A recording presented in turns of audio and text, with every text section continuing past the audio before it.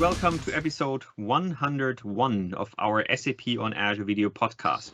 Today is July 14th, and together with Robert and Goran, we're here to talk about anything related to SAP and Microsoft. Hello, everyone. Okay. So now that we have over 100 episodes with lots of fantastic content, and it's actually summer vacation time here in Germany, we thought about creating a summer reading or summer watch list. So in today's episode, we will start with infrastructure-related topics, then talk about how you can operate and manage your installations, and finally move up the stack and see what you can do with your SAP systems on Azure. So hopefully we have a few interesting articles, videos, and links for you, so you can read up on this during your summer break. Yeah. So what else to do but read the blogs and documentation about SAP on Azure on vacation, right? Exactly. Just be on the beach doesn't make sense. You know?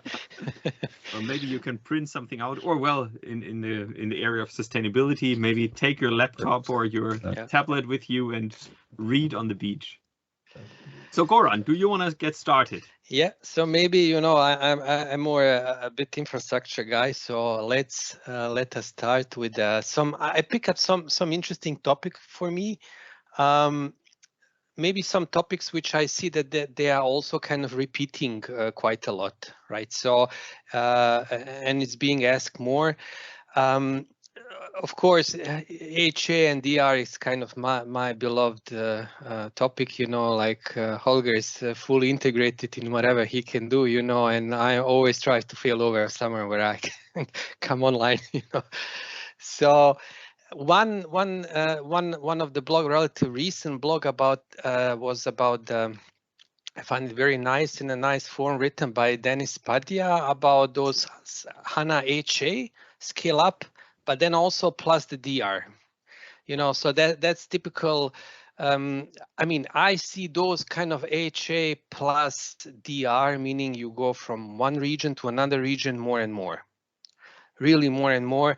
And here, this is just one layer. It's an database layer. It's an HANA layer, but still, basically it's a fully covered, meaning you are in one region, you are fully HA, and then you fail over to another region, and you can also stay there. Sometimes you have maybe, I've seen customers are having also a kind of standalone node as, that's one possibility as well. But here is basically you have an HA on a DR site as well. So I find it really kind of very nice. And a nice setup, and Dennis is basically quite nice, configure it and publish it also how to do it and put some nice links. So really great work. Now when we also talk about HA, generally it's always about a lot of it is about the zones. Zones are super popular, and then about when we talk about non-database stuff, then typically we go to the central services part. And what I like quite a lot for the zonal part, it's also, for example, when we talk, here's example on the SUSE, but exactly it's the same like on the Red Hat. It's using Azure files for NFS. So meaning VMs are zonal VMs, and Azure file is just a cloud service, and typically customer, sometimes inheritance from the past, they would use like 2 cluster VMs, which is a file share. You can do it, but you need to operate it, so it's also a question of simplicity, so this I like. HA is always somehow complicated, and sometimes high availability could be I call it a low availability, because of additional complexity. So for me, this is one way how basically we could reduce the complexity from the central service, where we outsource the file share. Super important part, SAP trans, SAP MNT, and then to the cloud service, no management, nothing, On Windows, it's a kind of similar story. Or there's two varieties against in the zones. One is to use the shared disk. Of course, the ideally, in my opinion, would be go for the Azure shared disk, which is a zone redundant. So it's in one variation. Another variation is similar, like on Linux. where you would use the file share, and that would be Azure Files Premium for SMB. So like here on the Linux, it's for NFS, here for the SMB. Again, here there's always options. Sometimes there's option to use Azure NetApp. However, Azure NetApp is not across the zones at the moment. And here is a zone redundant with RPO equal to 0. So again, simplicity. I mean, I always try to go for the simplicity. I mean, and typically, I mean, this is, I'm also showing a bit documentation. Documentation is state of the art. So maybe sometimes, and it's getting better and better, and with a lot of links, but that's typically always where you go to the last edge, you know. When we talk about the DR and also on the Linux, you know, it's also sometimes not always out of the box solution for the DR, and we have some file share like SAP MNT, and here is Ross wrote previously one kind of nice blog how you could rsyncs and Linux-based replication tool, and how you can basically create some kind of regular rsync to copy the file from one side to another one. Nothing too fancy, nothing too like automatically out of the box, but still I think it's super useful, and many customer would use it. A little bit on Oracle. I also see kind of also Oracle stuff here. I like one of a colleague of mine, we work on the same project, so he wrote a white paper, the blog. So Oracle using the premium file, excellent. How to get the stuff, how to analyze the on-premise, how to size it, where to check it with those Oracle report. Really an excellent piece. And another part in with Oracle we can use also on the ANF. So Ralph wrote an excellent blog. We use it as well with very good, I mean, every piece of information is super useful. So where he would putting like also how to tune the operating system, and that really in our concrete cases on a customer migration made a big difference on the Oracle storage performance with Azure NetApp files, for example. And last but not least, you know, my baby child, you know, we were talking about moving to the zone scripts. However, it's quite interesting that we are also using, I see a lot of people are using to move from one zone to another zone. So when something is in the zone, and sometimes reason you don't have always, maybe you're deploying the wrong zone for whatever, don't ask me why reason, you know, or maybe in certain zone there is no some SKU available, and then it came later maybe some SKU which you want, so you want to move from one zone to another one, so basically to the closer zone. So this is basically another scenario which is kind of happening, so to say. I see it also on a customer side. So yeah, I mean, people can take a look, right? So I think from an infrastructure side, that would be a kind of from my side a bit summary of my top few items. Reading list, you know. Yeah. So with on the beach, as Robert would say, with the code lemonade, you know, what else to do? Now I need to present actually how to manage everything. Yes. Fail over from left to right.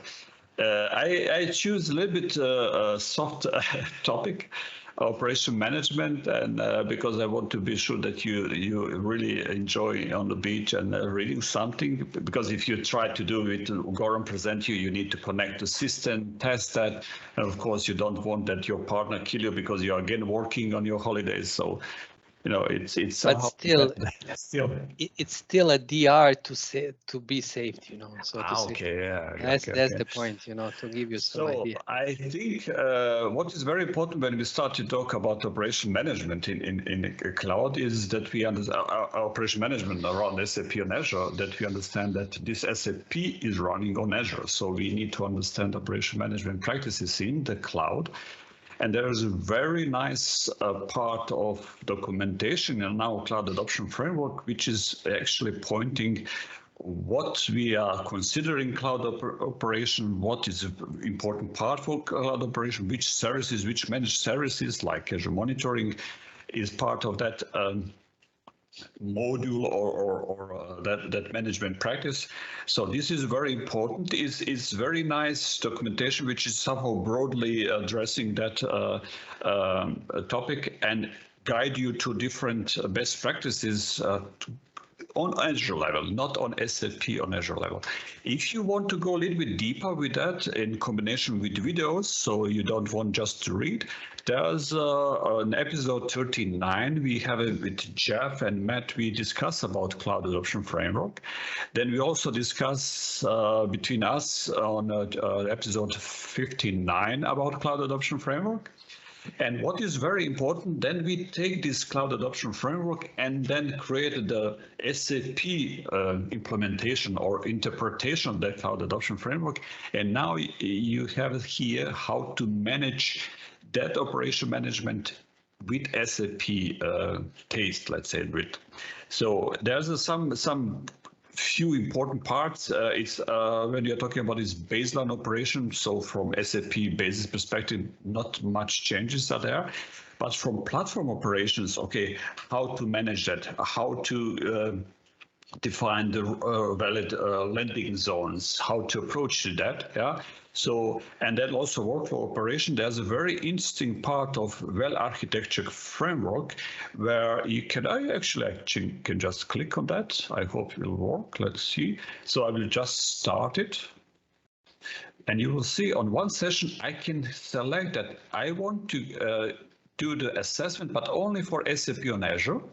And if you go a little bit further, you will see that I can now select, okay, for example, security, reliability, and so on. And so you now have different questions you need to answer. There's some links, there's some videos which will help you to answer those questions, or maybe to address something which you didn't address so far. So it's an assessment approach. On the end, you will receive the list of links which you need to somehow consider, maybe to read, maybe some link to already provided documentation from Goran, for example, how to approach to that issue or to that topic. So it's very, very interesting. And if you go a little bit more deeper and somehow to understanding how to, in existing landing zone, build additional SAP on Azure landing zone, this is also part of that part of SAP adoption on top of Cloud Adoption Framework, where we're discussing about architecture guidelines, how to approach for specific SAP topic with network, with business continuity, disaster recovery, what Goran mentioned. So this is a somehow general discussion about that. But you will see if you click on some of those links, you will probably go to the same direction what Goran just presented.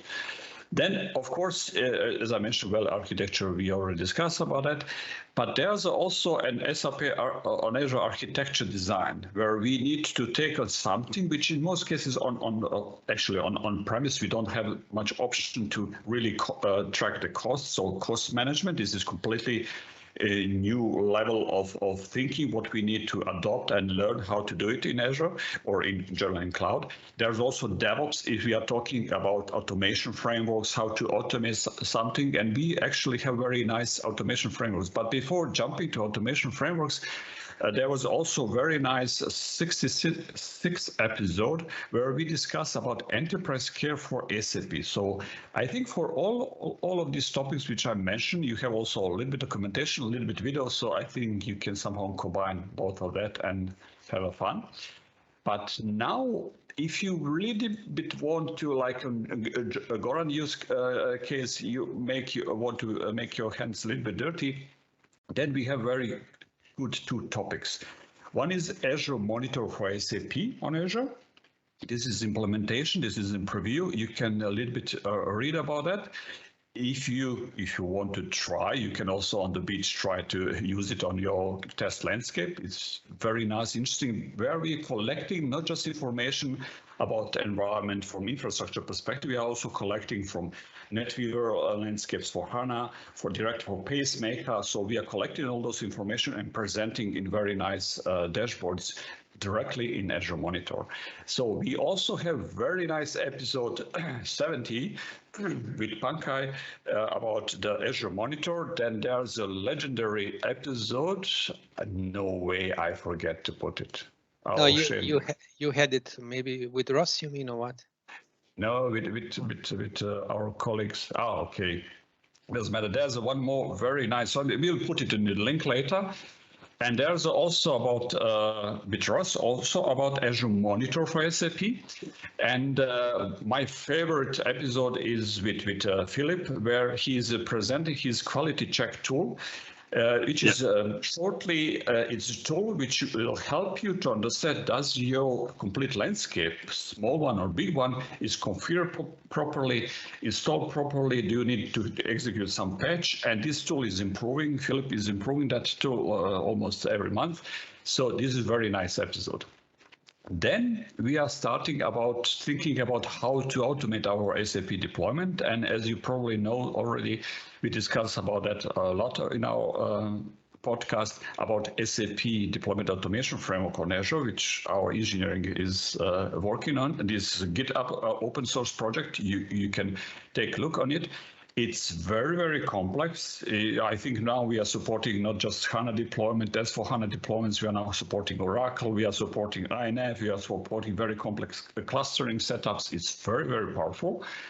And of course, we also have very nice session about that. Episode 86. Then we have a 75, which automation framework, but also in combination with Azure DevOps, where we can use the DevOps pipelines to actually, with DevOps pipelines, automate complete deployment and manage and control and monitor what is happening during that phases. And of course, we also have a bicep with Jan Tretina, where he is somehow taking a different approach and show us how we can use also bicep and to actually also automate the SAP installations, actually infrastructure setups and configurations. So that's all from my side. I think now, Goran, you and I are ready to roll out to Holger. Now he will start to integrate all of us, SAP. totally. Pull us into something, Holger. Where you are going with us. Before you go there, I think, you're always extremely passionate about the operational and management, and really highlighting that running an SAP system on Azure is very, very different than running an SAP system on premise, because all of these new changes that also have to be taken care of in the operation team. There are a lot of things, and I think what you mentioned with this assessment, maybe that's a perfect reading list for the vacation, that you really go there. You answer some questions. I forget that. So that's really cool. Yeah. Okay. Okay, so let's go to the integration, and obviously, it is a little older, and it is in German, but we still have this book, Integration from SAP and Microsoft, which covers a lot of things. So if you're interested in this, check this book out. But in general, I think what I also want to highlight is still the weekly sessions by Christian Lechner of the My News Rep, where he's really doing this on a weekly basis, where he's releasing content every week. So I think if you are on the beach, if you want to read something, then definitely check out the My News Rep center, because there you get a generic overview of what's happening. Now, when we talk about the integration, obviously the Power Platform comes to mind. So Power Platform, we talked about this very, very often, and I think there are some really cool learning resources. So again, if you have some time, check out here the Power Platform learning resources. There are some fantastic links, YouTube channels, videos, and so on. So I think this is really a great place to start. If you then want to do this more SAP specific, we have a lot of videos on our channel here as well that talk about the SAP specific integration into the Power Platform. So maybe download this and watch it on the beach when you don't have internet access. Then you can just do this offline. Another thing that I would have put probably in the news section, since I just published this yesterday. In this blog post, I basically talk about the Power Platform and how you can leverage services from the Business Technology Platform. So in this very specific example, it's about the document information extraction service on the Business Technology Platform. So if you are interested in this, then yeah, hopefully this guide will help you to get started with this one. Talking about things that are newly released, we also quickly talked about this in the past, but we have released this new connector. Here it says the SAP CDC solution. The official name now is the SAP ODP connector. So being based obviously on the operational data provisioning model from SAP. You can see here, actually, oh, I didn't see that. It has already 15,000 views. So this is something extremely popular. And actually, in one of our next episodes, we'll have a deep dive there on the SAP ODP. Is this now the connector for future, which will only use for all integration topics? Can we say?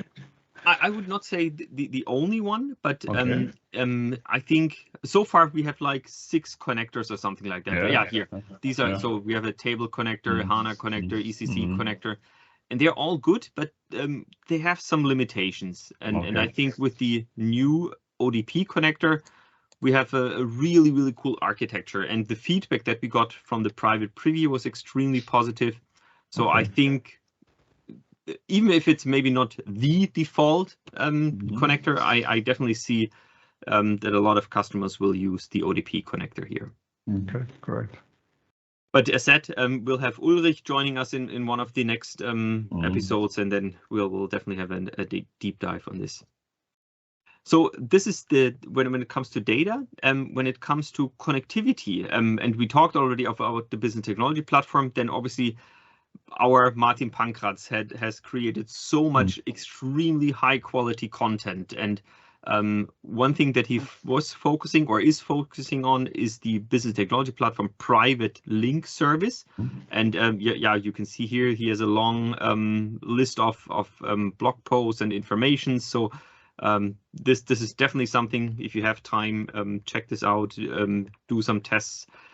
He also just recently released last week another blog post where he talks about the SAP Cloud Connector and SAP Private Link. So there are some discussions, when should I use what, but actually you can use them together. And in this blog post from Martin, I think he outlined in a beautiful way how this can actually be done.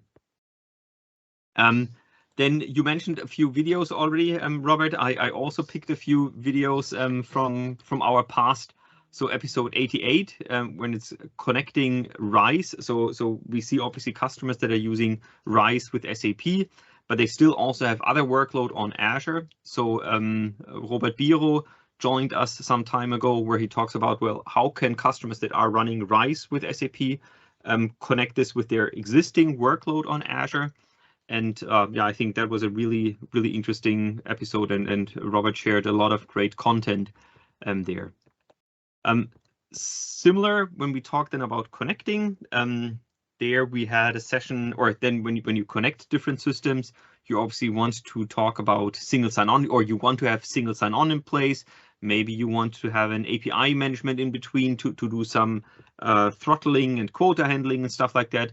And in episode 83, we had a very nice session with Will Easbury and Martin Repple that talked about, yeah, how can you use principal propagation, so really a single sign-on scenario with Azure API management. And I thought that was really, really cool.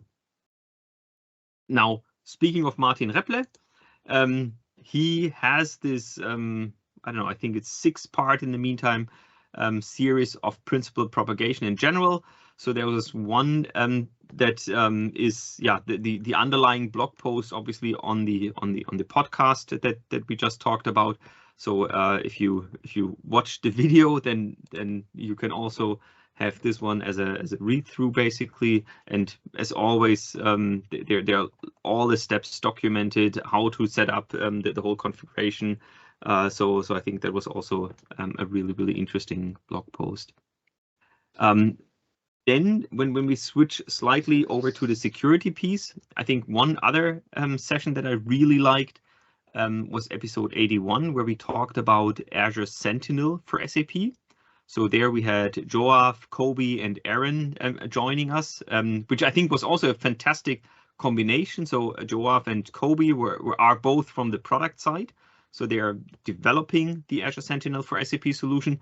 And Aaron is from the IT side. So basically a consumer of what Kobe and Joaf have developed. And I think they also provided some fantastic insights on how you can use Azure Sentinel for SAP, what benefits there are, and how actually Microsoft IT also provided a lot of feedback on how Azure Sentinel, or Microsoft Sentinel, actually, I think in the meantime it has been renamed, could be used. Now there is an evolution. So there was another blog post some time ago from Andrew here about deploying Microsoft Sentinel threat monitoring for SAP agent into a Kubernetes cluster. So you obviously have to have this agent that can collect additional information from the SAP side. And in this blog post, Andrew outlines how you can do this in an AKS cluster, which I think is a fairly easy step and process to get started here. Good, with this, I only have two more things, and I want to start again with the single sign-on scenario. So Martin Repple, again, had another blog post where he talks about principal propagation in the context of Teams, or more specifically, Power Virtual Agents, and creating a chatbot that can be exposed in Teams. And obviously, Teams is a topic that is extremely popular at the moment. So we are actually working with SAP very closely. I think we talked about that also frequently in the past. But I want to highlight one blog post series by Martin Frick from SAP, where he outlines how can we actually create from scratch, basically, a Teams integration.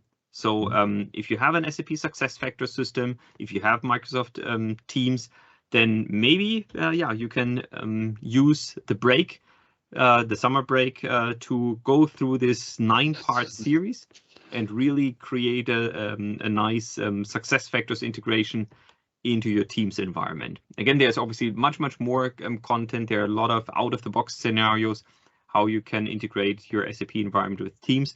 But maybe this blog post series from Martin provides you with a nice getting started guide on leveraging Teams and SAP. Great. So guys, you have enough content. Don't be too much on the sun. It's not healthy. Yeah? So somewhere in the shadow and with coffee and slowly reading. You can ignore Goran stuff. I know this is too much for you, but you can go with this slowly operation management. And if you have time, you can switch to integration on the end. And you know what? Take a picture of you reading stuff or watching a video and send it to us. Okay, guys. Okay. Super. Okay.